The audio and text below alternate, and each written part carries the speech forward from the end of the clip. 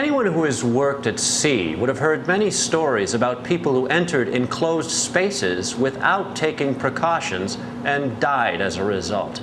The lessons learned have been discussed in many training sessions, but accidents continue to take place. It's impossible to know what these victims were thinking before entering such spaces, but they must have considered the workplace to be safe for entry. After all, it looks all right, so what could possibly go wrong inside? Before you enter an enclosed space, you must know the dangers of enclosed spaces, you must follow safe entry procedures, and you must be prepared for rescue operations should an emergency occur. This program is about the dangers of enclosed spaces. First, we will talk about different types of spaces that are found on ships. Then, we will discuss the types of hazards found in enclosed spaces. The most serious hazard is not having safe air to breathe. We will also discuss how we can detect hazards in enclosed spaces. Dangerous gases may be invisible or odorless. It is important to test the atmosphere in a correct manner. Finally, we give tips about protecting ourselves from the hazards in enclosed spaces.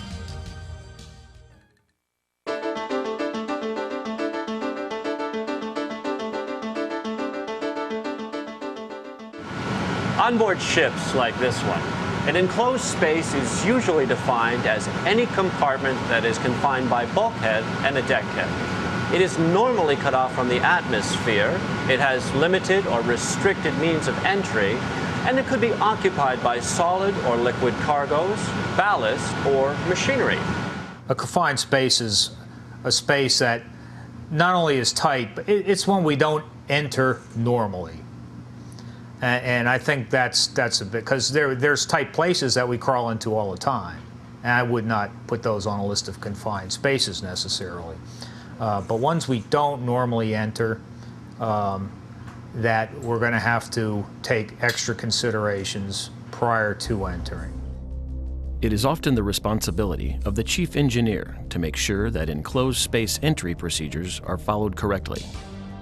The ventilator will be on the deck, and then he will take a trunk from the ventilator all the way to the bottom of the tank. Practically speaking, any tank or enclosed compartment that has been cut off from outside fresh air for a period of time should be regarded as dangerous. Entering such spaces without taking precautions has caused many serious injuries and deaths. The dangers are rarely visible. The calm and quiet inside an enclosed space has tempted many seamen to take a shortcut and enter without following the procedures, often with a tragic ending.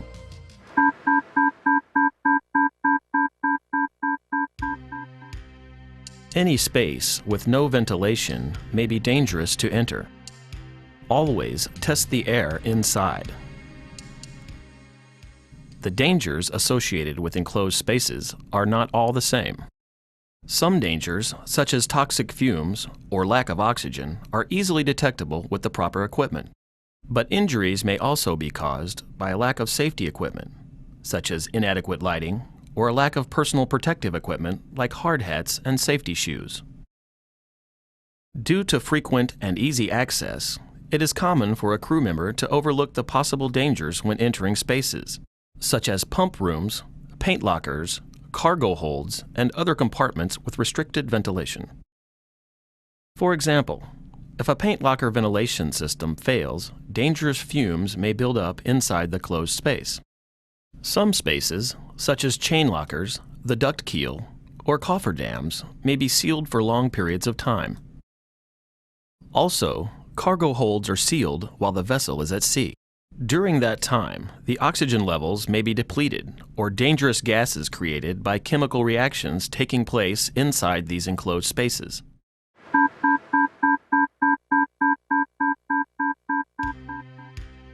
Beware of spaces that have been closed for a long time.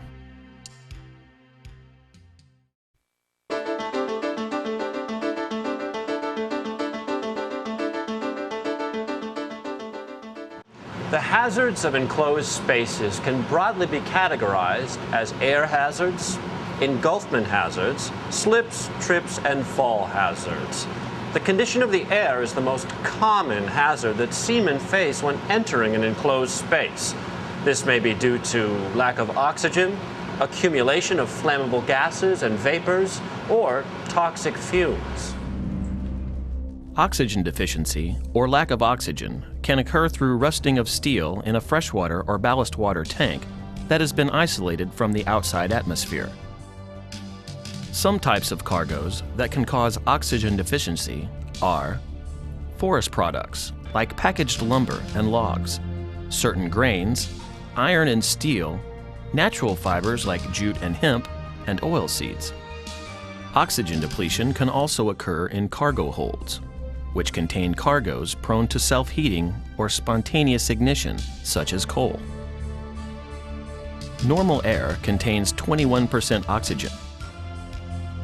Between 19.5% and 15%, your coordination may be impaired, and you cannot do strenuous work. Between 15 and 10%, it would be hard for you to breathe, and your lips would turn blue. Between 10% and 8%, you would feel nauseated or sick to your stomach, and you may even faint. If you spend 8 minutes below 8%, you could go into a coma and die. In 2001, a welder entered the hull of a barge in British Columbia and became unconscious in the oxygen-deficient atmosphere. 4 other workers entered the hull to rescue the worker. All 4 rescuers also became unconscious. The welder died, and the other workers barely survived. Do not enter any space with less than 21% oxygen, or a level as required by national administrations without proper safety equipment, such as a self-contained breathing apparatus. Flammable gases are another air hazard in enclosed spaces. Application of paint inside an enclosed space traps the vapors from thinners and solvents. Paint lockers, where open paint cans and thinners are stored, can build up vapors if the ventilation gets cut off. Explosive hydrocarbon vapors and gases may be found in fuel oil tanks and pump rooms or around faulty acetylene welding equipment. The hydrocarbon content should not be more than 1% lower exposure limit, or LEL, for purpose of entry. The third important air hazard is the danger of toxic fumes. One type of toxic fume that may be found on board is hydrogen sulfide in sewage, oil, and bunker tanks. Carbon monoxide, or carbon dioxide, can be found around welding work or in closed cargo holds loaded with coal. For purpose of entry, there should not be more than 50% of the occupational exposure limit, or OEL, of any toxic vapors. Having sufficient oxygen is not enough. Always check for flammable gases and toxic fumes too. Another serious hazard associated with entering an enclosed space is the danger of accidentally being engulfed by liquids or solids in the space. This may happen when equipment associated with the space is accidentally activated. To prevent engulfment accidents, it is very important to follow proper lockout and tagout procedures. Any ballast or cargo pump that could flood a compartment must be tagged "Do Not Operate." On the other hand, forced ventilation fans supplying fresh, clean air to the compartment must be tagged "Do Not Switch Off."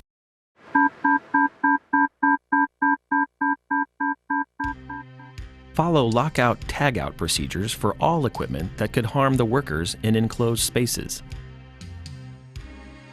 Finally, slips, trips, and falls are more serious when they occur in enclosed spaces. Because of the difficulty and hazards associated with rescuing an injured crew member.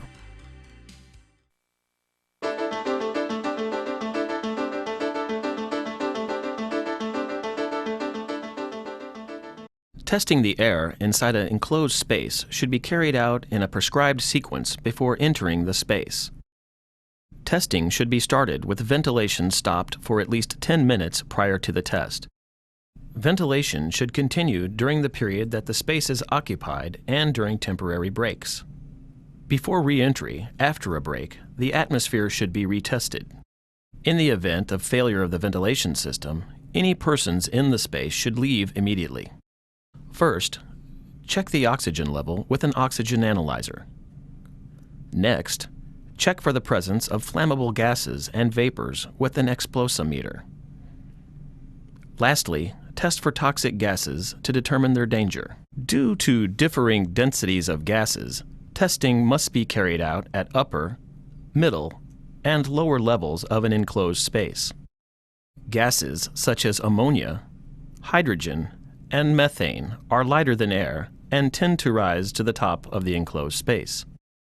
Carbon monoxide and methanol can be found at all levels, while carbon dioxide, gasoline vapors, and chlorine are heavy and tend to settle down in low spots.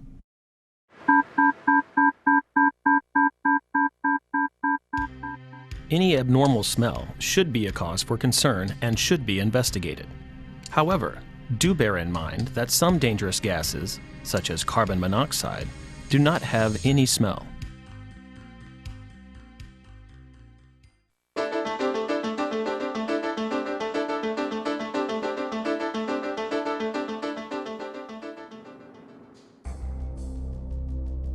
Entry into enclosed spaces must be a well-planned operation.